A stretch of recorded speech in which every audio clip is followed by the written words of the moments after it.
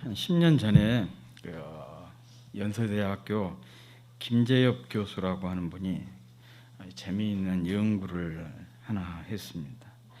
이 부부간에 고맙다, 또 미안하다, 사랑한다 이런 표현이 암 예방과 노화 방지에 큰 효과가 있다는 그런 연구였습니다. 그 노인 남성 30명을 대상으로 해서 실험을 한 결과 매일 이런 표현을 한 노인의 혈액 안에서 이 산화성 스트레스라고 하는 게 뭐냐 그러면 활성산소가 세포막이나 DNA를 공격을 해서 세포에 스트레스를 주는 것을 산화성 스트레스라고 합니다. 이 지표가 50% 감소를 했고, 또 우리 인체 내에 뇌를 최적화 상태로 유지하는 자율적인 조절 작용을 해주는 이 항산성 능력 지표, 이것을 30%를 늘어났다고 합니다. 그런데 이런 지표가 중요한 것이 뭐냐 그러면 암이라든지 고혈압이라든지 당뇨병이라든지 그리고 이 파킨슨 병의 발병 확률을 떨어뜨리고 또 노화까지 늦춘다고 합니다.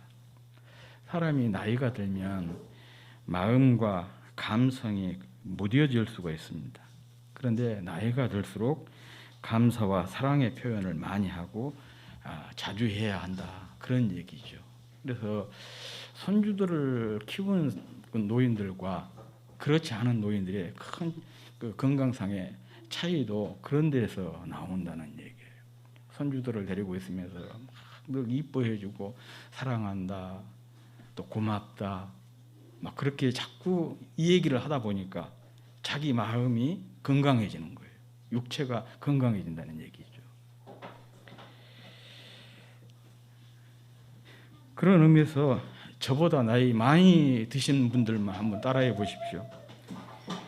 사랑합니다. 저보다 나이 많이 먹은 분들만 한번 따라해 보시라고. 사랑합니다.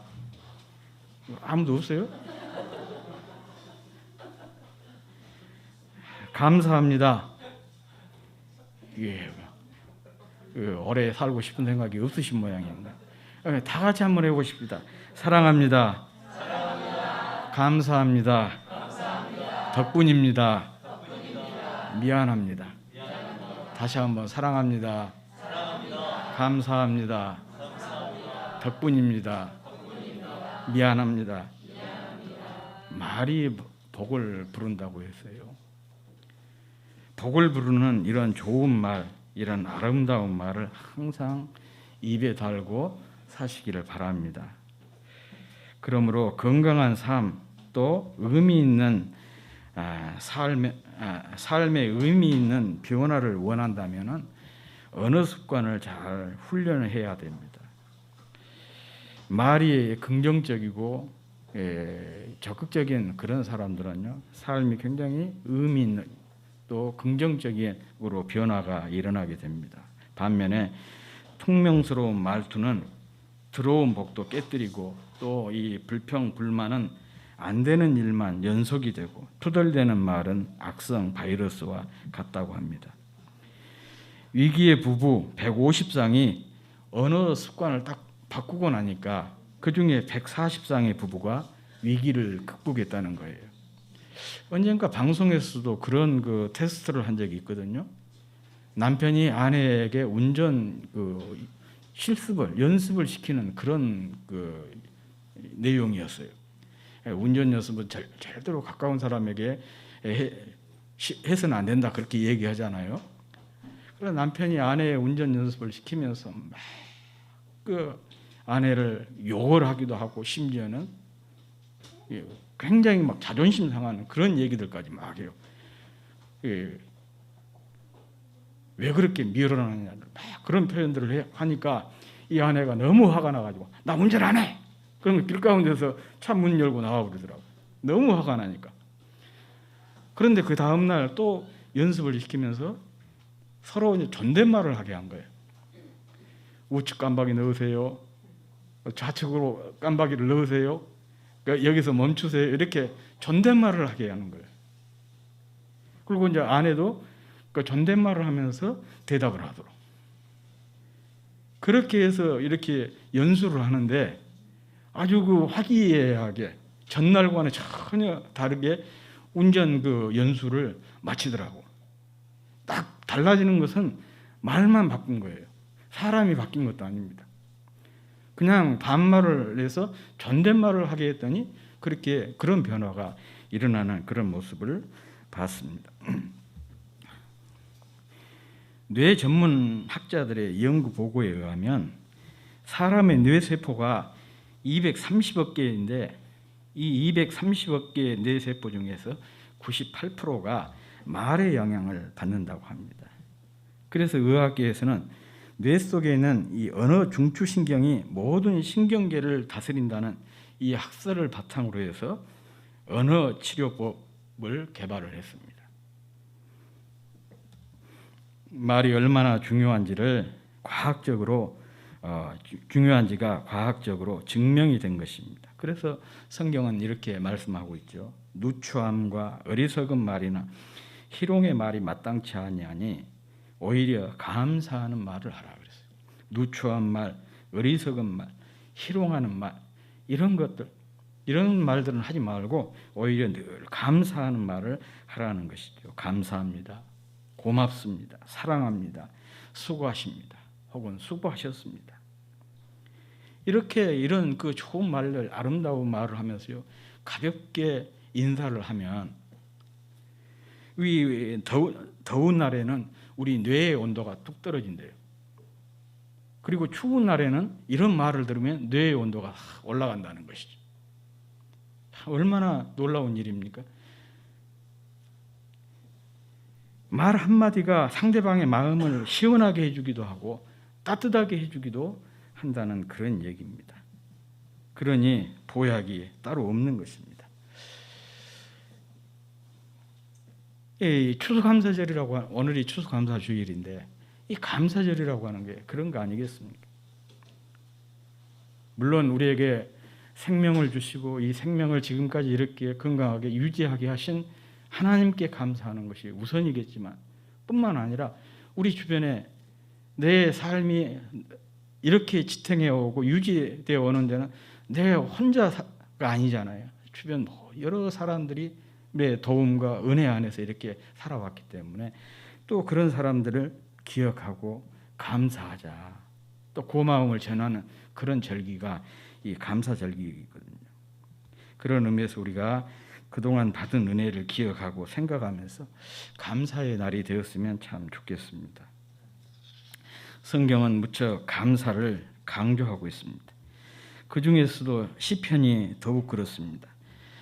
감사의 시편으로 불리는 시편 100편을 보면 감사가 임재의 문을 여는 열쇠다고 이 얘기를 하고 있어요. 감사함으로 그의 문에 들어가며 찬송함으로 그의 궁정에 들어가서 그에게 감사하며 그의 이름을 송축할지어다. 시편 100편 4절 말씀입니다. 감사는 하나님의 임재로 들어가는 문을 열어준다는 그런 말씀입니다. 감사와 찬송은 우리를 지성소로 들어가는 문을 열어준다는 그런 뜻입니다. 참된 예배는 영과 진리로 드리는 것입니다. 우리의 몸을 산 제사로 드리는 삶의 예배가 바로 참된 예배입니다. 감사하면 치열한 삶의 현장에서 이 참된 예배의 문이 열린다는 그런 뜻입니다. 감사는 그 현장에서 주님의 임재를 경험하는 문을 열어주는 역할을 하기 때문에 그렇습니다. 이것이 신앙생활에서 감사가 중요한 이유인 것입니다. 신약에서도 이 감사의 중요성을 강조하고 있는 책이 있습니다. 그 책이 무슨 책이냐? 골로새서예요. 골로새서는 바울이 로마 감옥에서 쓴 편지들 중에 하나입니다.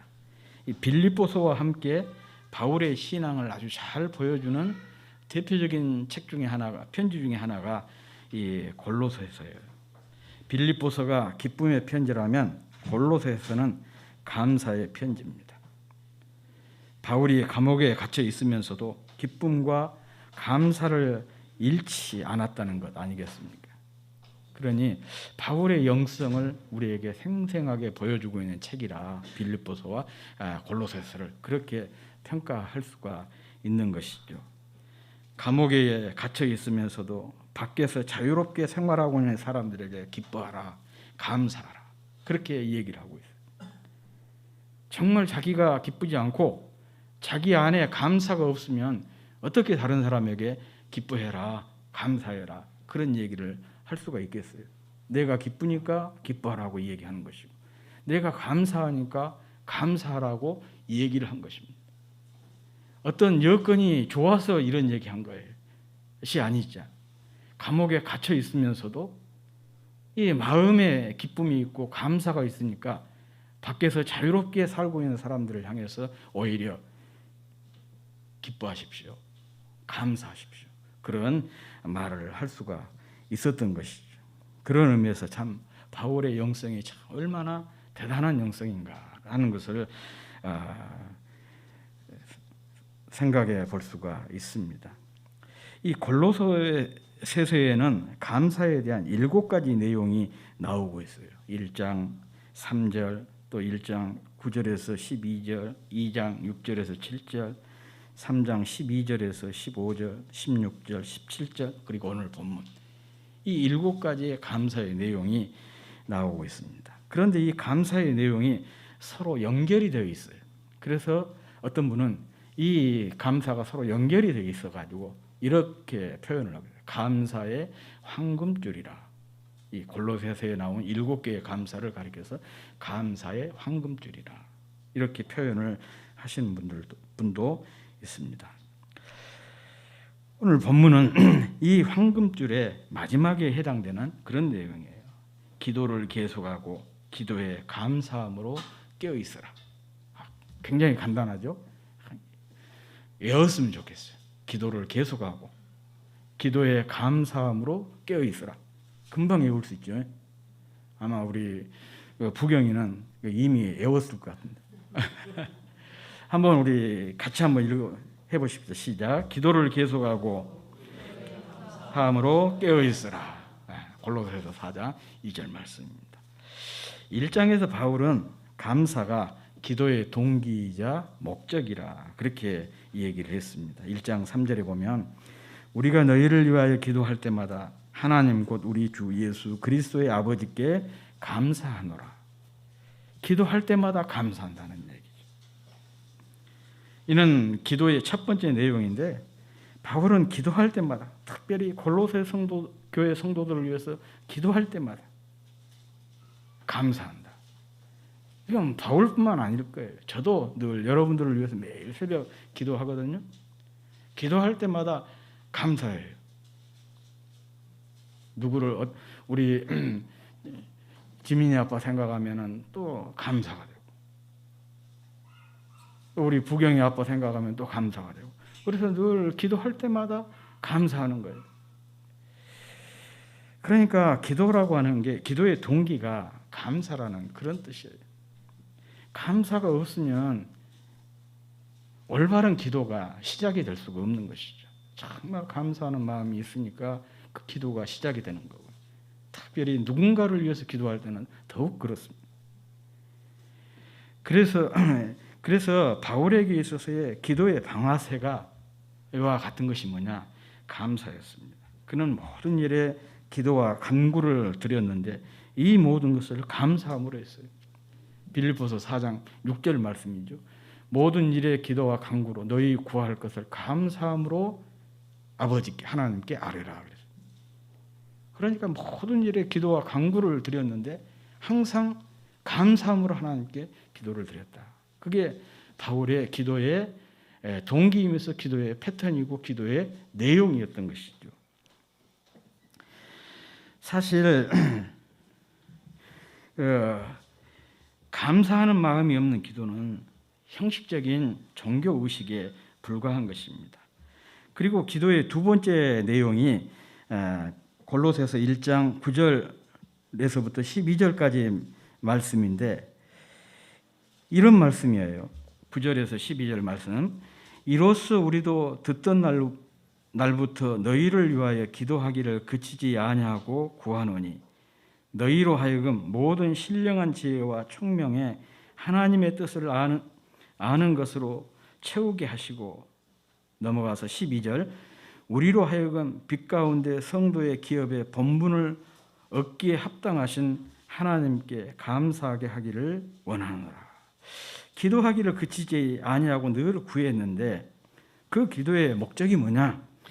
아버지께 감사하게 하기를 원하노라 그랬습니다. 이는 바울이 기도를 드린 이유에 대한 말씀입니다. 바울에게 모든 기도는 하나님께 감사를 드리기 위해서였습니다.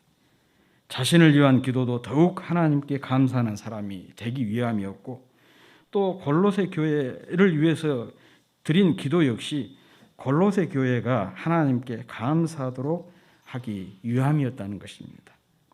그에게 있어서 기도의 응답도 사실은 감사를 위해였어요. 바울이 무슨 병인지는 모르지만 상당히 심각한 그 질병이 있었잖아요. 자기 몸에 가시가 있다, 그런 고백을 했잖아요. 그래서 이 가시를 제거해 달라고 하나님께 3번 기도를 했다 그랬어요.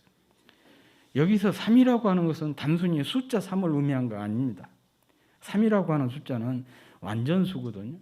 그러니까 그 문제를 놓고 간절히 기도했다, 그런 의미예요. 그런데 응답이 왔어요. 그 응답이 뭐냐? 그 가시를 제거해 주는 것이 아니고 가시가 내게 족하다 그랬어요. 그래서 오히려 바울은 더 이상 그것을 제거해 달라고 기도하지 않고 감사해 버리잖아요. 이것으로 인해서 하나님의 은혜가 나에게 더 깊이 임하게 되었고, 이것으로 인해서 자기가 교만하지 않는 하나의 안전장치로 하나님께서 주셨다, 그러면서 감사하는 그런 대목이 나옵니다. 그러니까 바울이 어떤 문제를 놓고 기도했을 때 그 문제의 해결에 초점이 맞춰져 있는 것이 아니라 그로 인해서 하나님께 더욱 감사하는 것이 바울이 기도했던 목적이었습니다. 그러니 하나님께서 그런 바울의 기도를 얼마나 기뻐하셨겠어요. 우리도 늘 그래야 됩니다. 어떤 기도 목적을 놓고 기도하는 것, 물론 그것이 응답되는 것 참 더할 나위 없이 감사할 좋은 일이겠지만은 거기에 우리의 목적이 있는 것이 아니고 그 일로 인해서 하나님께 감사하고 영광 돌리는 것, 그것이 우리 기도의 목적이 돼야 되는 것이죠. 아무튼 기도의 목적이 감사라는 뜻입니다. 모든 것이 감사로 귀결되기 위해 되기를 열망했던 사람이 바로 바울이었다는 것을 우리가 골로새서 1장 9절 이하 12절 말씀에서 확인을 해볼 수가 있습니다. 이렇게 감사가 기도의 동기이자 목적이라고 말한 바울은 본문에서는 기도에 깨어있는 방법으로 감사를 얘기하고 있는 거예요. 기도를 계속하고 기도에 감사함으로 깨어있으라 그랬어요. 주님께서는 우리에게 깨어있으라 그렇게 말씀하셨잖아요. 또 사도 베드로도 근신하라, 깨어라 그렇게 말씀을 하셨는데, 깨어있는 것이 뭐냐? 잠을 안 자는 것이 깨어있는 것이냐? 뭐 단어 뜻은 그런 의미지만은 주님께서 말씀하시고 또 베드로 사도가 말씀하신 깨어있으라라고 하는 것은 기도하라, 그런 뜻이에요. 기도가 바로 깨어있는 것입니다. 기도는 영적으로 깨어있는 것이에요. 영적으로 계속 깨어있기 위해서는 어떻게 해야 되냐? 계속해서 기도 생활을 해야 하는 것이죠. 이 기도에 감사가 있어요. 그런데 감사가 있어야, 그런데 기도에 항상 깨어있기 위해서 꼭 필요한 것이 있는데 그게 바로 감사라는 거예요. 감사가 있어야 기도에 있을 수 있다는 뜻입니다. 감사해야 계속 기도할 수 있다, 그런 얘기예요. 사실 감사 자체가 기도 아니겠습니까? 기도라는 등불의 기름과 같은 것이 바로 감사입니다. 기름이 떨어지면 등불이 꺼지듯이 감사가 사라지면 기도 역시 힘을 잃게 되고 마는 것입니다. 또한 감사 또한 깨어 있어야 감사할 수가 있어요. 속담에 제일 가르치기 어려운 수학 문제가 뭐냐? 받은 복을 세어보는 것이라. 그런 말이 있어요. 사람들이 참 다른 것에는 기억력이 좋은데 감사에는 그렇게 기억력이 안 좋다 그러잖아요. 금방 잊어버린 것이 감사라고 그러지 않습니까? 우리가 성경을 통해서도 확인해 볼 수가 있잖아요. 이스라엘 백성들이 출애굽을 해서 광야 40년 동안 생활하는 동안 얼마나 하나님의 은혜를 많이 경험을 했습니까? 막 지금도 계속해서 낮에는 구름 기둥, 밤에는 불 기둥 그 체험 속에서 살고 있어요. 매일 아침 만나를 거둬서 먹고 있어요. 그 날마다 체험 속에서 은혜 속에서 거닐고 있으면서도 틈만 나면 그들이 무엇을 했습니까? 불평하고 원망했잖아요. 그 이유가 뭐냐? 베풀어 주신 하나님의 은혜를 잊어버리기 때문에 그런 거예요. 그래서 신명기의 아주 중요한 주제가 뭐냐? 기억하라는 것이거든요. 잊지 말라는 거예요. 베풀어 주신 은혜를 늘 기억하고 잊지 마라. 그런데 제일 어려운 수학 문제가 이 받은 바 은혜를 이 세임하는 것, 그게 가장 어려운 수학 문제래요. 상당히 그 의미 있는 그런 말인 것 같습니다.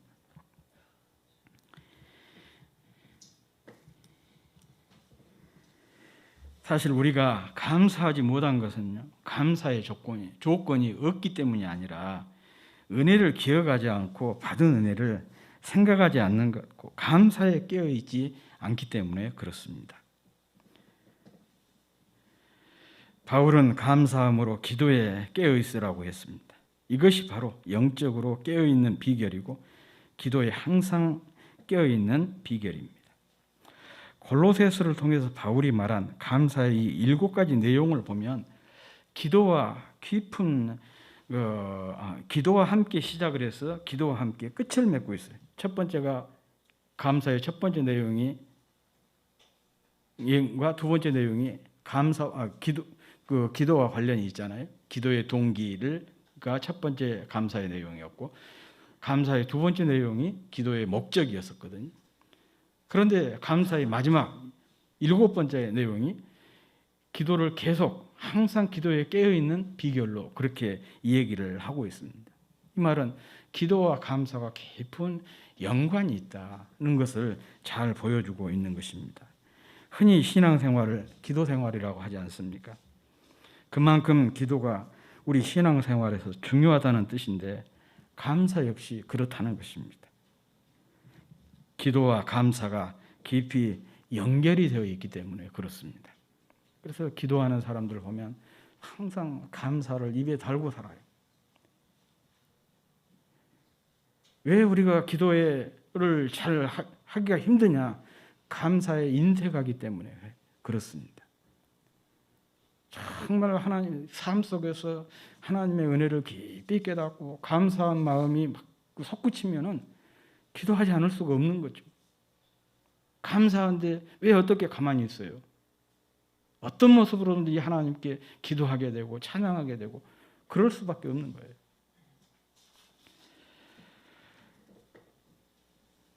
예수님은 모든 일에 있어서 우리의 모델이셨습니다.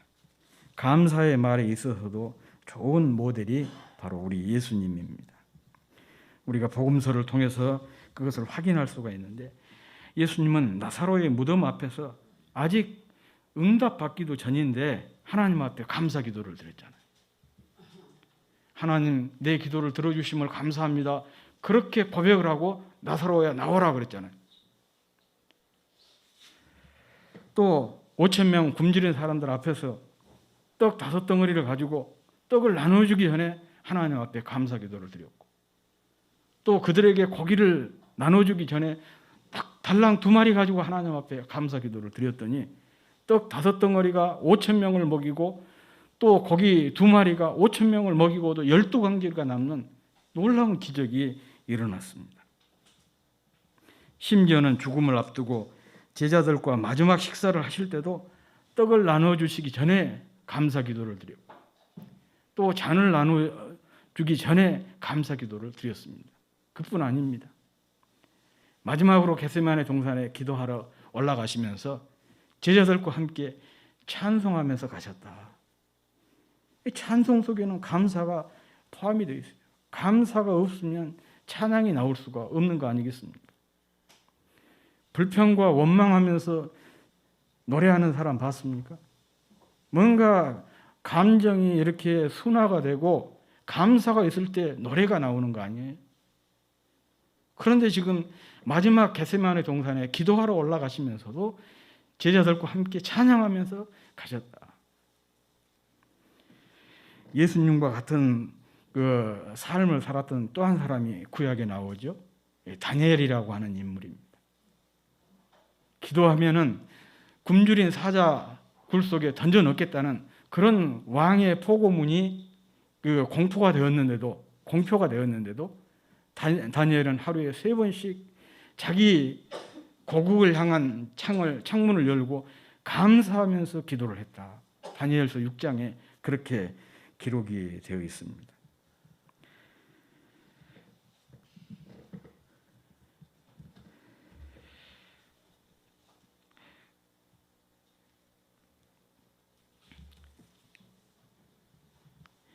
감사할 상황도 아닌데 또 이렇게 감사를 했습니다.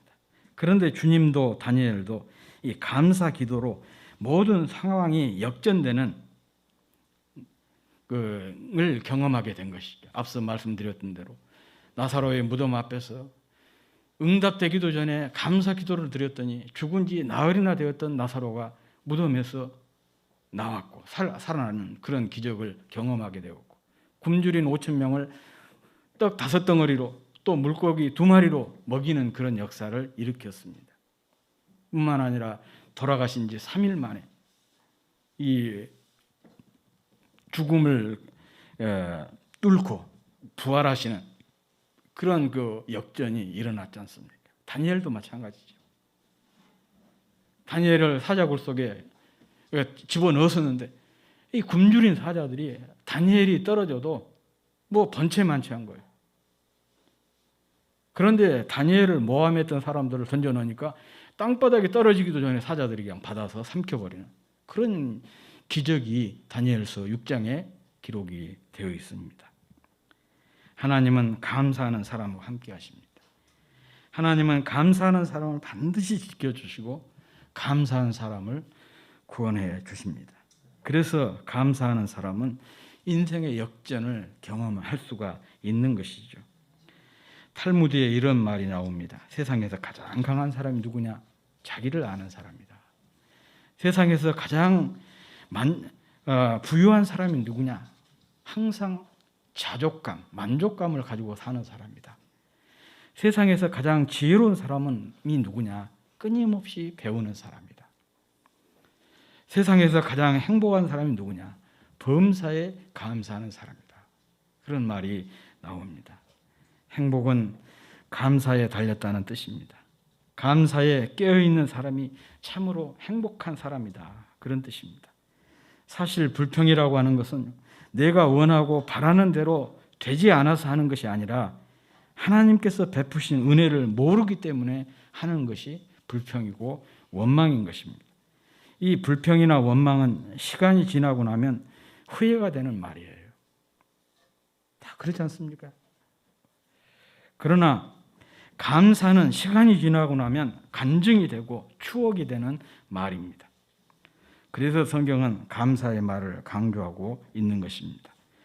바울은 골로새서 3장 12절부터 15절에서 인간 관계에 필요한 여러 덕목들을 쭉 열거하면서 그 중에서 우리가 갖춰야 될 가장 중요한 덕목으로 강조하고 있는 것이 있습니다. 그게 뭐냐?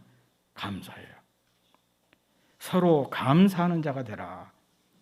거기에서 바울이 그렇게 강조를 하고 있습니다. 성품의 완성은 하나님께 감사하는 것이고 이웃에게 감사하는 것입니다.